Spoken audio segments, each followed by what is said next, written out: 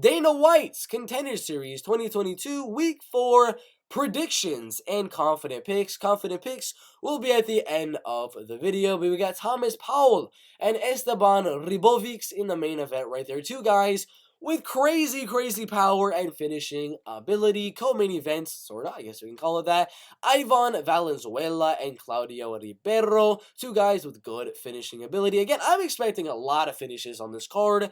Jack Cartwright, Jose Johnson. Jose is a good striker. Cartwright is a good grappler. That should be a good one. Hailey, Cowan, Claudio, Leite.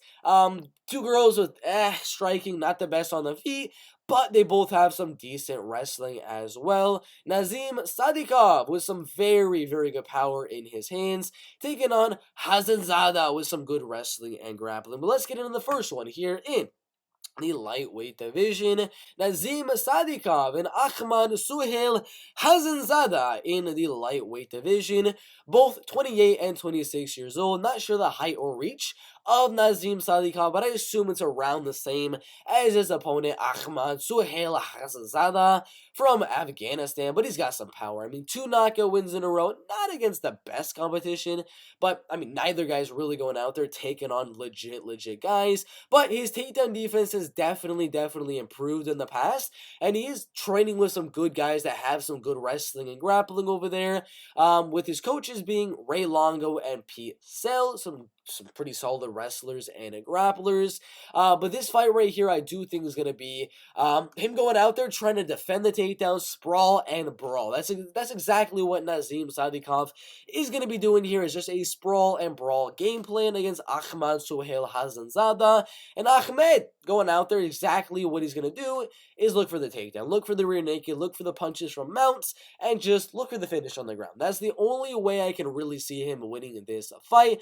But with Nazim training out of the Longo and Weidman MMA gym over there in New York, I do believe Nazim will be able to defend the takedowns here from Ahmad Suhail Hassanzada. Neither guys really face the best competition, but I think the winner here will get a contract in the UFC, because I think the winner will get a finish, and they'll get a short notice fight, and it'll be a banger of a short notice fight, because both guys here are very good finishers. If they put them a short notice, I mean, it's going to be a banger of a fight. But Ahmad only loss is by knockout. Nazim's only loss is by submission. So it really comes down to, can Ahmad get the takedown before he gets knocked out on the feet? I don't think so. I'm going to go Nazim Sadykhov to get the KO TKO win in round number 1. He throws more volume. He throws more combinations. I think he's going to catch him coming in with a good right hook. KO TKO win for Nazim Sadykhov in round number 1.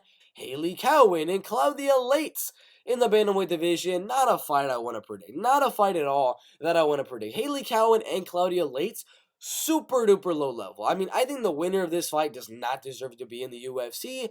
For one, Claudia Leite has lost to girls that are not in the UFC. Those girls should be on the Contender Series instead of Claudia Leite, and Hailey Cowan just got guillotined by a losing record Kelly Clayton in round, I believe, round number 1 or in round number 2. That's not at all a good look. Neither girl's a good striker, but they both have some good wrestling and grappling. On the feet, going to be very even. The fight really comes down to who is going to land the takedowns here. And I think Claudia, is going to be the bigger opponent in this fight against Hailey Cowan. She's going to be the stronger opponent, and she's just going to go in there, look for the double leg, look for the clinch, and just muscle her way for a takedown, land a little bit of ground and pound, and that is what's going to be the deciding factor to give Claudia Leite the win. I know Hailey could land some takedowns of her own. Her takedowns is okay, I would say, but I worry for Hailey Cowan right here. Hailey Cowan right here, because last time she went out there with a wrestling and grappling game plan, she got submitted. Claudia Leite has a good wrestling and grappling base. She's got good knees, so she has the clinch advantage, she has the wrestling advantage, she has the strength advantage, she's got the size advantage. Yeah, I don't know why she's the underdog. I think she should be the favorite. 25, almost 26 years old, taking on a 30-and-a-half-year-old Hailey Cowan, who got submitted 2 fights ago. I don't think we see a finish here. I think it's very likely we do, with how Hailey got submitted by a Kelly Clayton in their fight, but, you know, All of the finishes from Claudia are against pretty bad opponents. I mean, 4-5, 0-7, and then what was their most recent one? A 4-3 one right there. So I think this fight goes all the way. Claudia Leite by a unanimous decision as my first underdog of the card. Jack Cartwright and Jose Johnson in the bantamweight division, pretty similar in age, but there is that height and reach advantage for Jose Johnson. This is an interesting one. I think this is probably the closest fight on the entire card. On one hand, you have Jose Johnson, a guy I think can easily go out there and knock out Jack Cartwright round number 1. Jack has been rocked plenty of times in his career over there in Cage Warriors.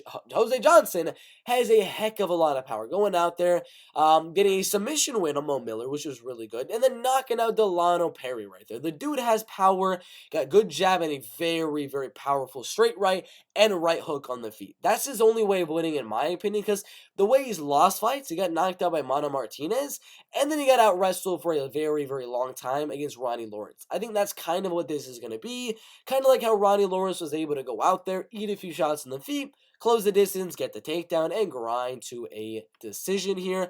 I think that's what's going to happen here. He's got a lot of submission wins and a lot of TKO wins on the ground as well, but I think this one goes all the way. Jose Johnson is not going to go out there and just get knocked out. Not going to go out there and just get submitted. I mean, the last time he got submitted, very, very long time ago with Casey Jones, Levi Moles, and then Michael McDonald. I'm talking like 4, 5, 6 years ago, the last time this man has been submitted. So I think the fight goes all the way, and I think the underdog, Jack Cartwright, will eat a few shots, lose round number 1. He'll find out a way to close that distance a little bit better in round number 2 and in round number 3, and win those rounds and win this fight by a 29-28 decision. Claudio Ribeiro and Ivan Valenzuela in the middleweight division. Probably another 50-50 fight on the card, if I would say so myself. One side having Claudio at -120, one side having Ivan at -120. So you can obviously suggest this is pretty much a pick'em. It is a pick'em in my opinion as well. Ivan, 8 wins and 1 loss from Mexico City, with a lot of knockout wins, a lot of TKO wins, and a lot of submission wins, a lot of guillotines, and things like that. You know the game plan right here from Ivan Valenzuela is to close that distance, eat a few shots in the feet, and then land the takedown. Because that's exactly the weakness of Claudio Ribeiro, who did lose a decision to Kevin Felipe right there by split decision, and he got rear nakeded by Guilherme Miranda. He does not like when the fight hits the mat. He would like to kind of flow on the feet a little bit, go in and out, in and out, in and out, and look to land his powerful shots on the inside and knock out his opponent in round number 1 or round number 2. In this fight with Ivan Valenzuela and Claudio Ribeiro. Again, it is the Contender Series. If Ivan gets the fight down, I think he finishes. I think he gets the back, and he'll probably rear naked him, or he'll get the ground upon TKO. But if he's not able to get the takedown, which I don't think he will be, Claudio knows the takedown is coming. He knows that's what he's going to have to prepare for. I think he defends the takedowns, and the way he's going to win is going to be by knockout. It's the Contender Series. Dana's looking for the finish. Claudio is looking for the finish. Ivan is going to be looking for the finish. It's going to be a banger of a fight. I think Ivan will land some takedowns early on in the fight, but Claudio is going to get right back up on those takedowns, and he's going to pressure Ivan in round number 2. When they're a little bit sweaty, Ivan's no longer really able to get those takedowns as easy, and boom, Claudio Ribeiro by knockout, landing a big right hand at the end of the second round, knocking out Ivan Valenzuela and earning a contract with the UFC. Claudio Ribeiro by KO or TKO. Thomas Paull and Esteban Ribovics in the lightweight division. 2 young guys at 26 and 27, almost 28 years old. I'm going to say it right now. War. That's it. War. That's all this is going to be. This is going to be a freaking war. The only times Thomas Paull has lost fights is when he gets finished. Got guillotined by Joe Cummings. Got submitted by Chris Astley right there. And then he got knocked out by Alan Chirilla right there. But every one of his wins, I'm talking not even a single win, is by decision. All 11 by KO or TKO. This is going to be a striking fight. Esteban is not going to go out there and impress Dana with a nice guillotine, a nice rear naked choke submission. No, he's going out there like he did his last 3 fights, and he's looking for a 27-second knockout, a 7-second knockout, a 22-second knockout, a minute 49-second knockout. He's looking to get this man's back to the cage and land those combinations. Esteban is more powerful than Thomas Paull. He throws more volume. He's faster than Thomas Paull. And I think Thomas Paull is going to make this a war. He will survive round 1. He will make it a war in round 2, but Esteban's going to counter him with a big right hand in the middle of round number 2. It's going to be a banger until that knockout does happen. Thomas is going to be throwing everything. Esteban's going to be throwing everything, but I think Esteban is just a more technical fighter, has a little bit more power as well, a little bit more speed, and I think will be able to land on the chin of Thomas Paull near the end of round number 2. Esteban Ribovics by KO TKO in round number 2. Predictions: Esteban Ribovics by KO TKO, Claudio Ribeiro by KO TKO, Jack Cartwright to win the fight by decision, Claudia Leite to win it by decision, and Nazim Sadykhov to get the knockout in round number 1. Now, confident picks. Number 1 most confident pick, you guys know it's going to be Esteban Ribovics. Obviously, is going to be the number 1 most confident pick. Number 2, definitely not going to be Claudio Ribeiro right there, but it's going to be Nazim Sadykhov as my number 2 most confident pick. Number 3, this is where it starts to get a little bit interesting. Number 3, we're going to go Jack Cartwright as my number 3 most confident pick. Number 4, we're going to go Claudia Leite to win her fight right there. And then number 5 is going to be Claudio Ribeiro. I'm not confident on any one of these fights. Not even one. Esteban, not confident. Claudio, not confident. Jack, Claudia, Nazim, I'm not confident on a single fight right here. Because every one of their opponents could definitely go out there, get the finish, or win a close decision. I think this is going to be a lot of close fights, a lot of back and forths.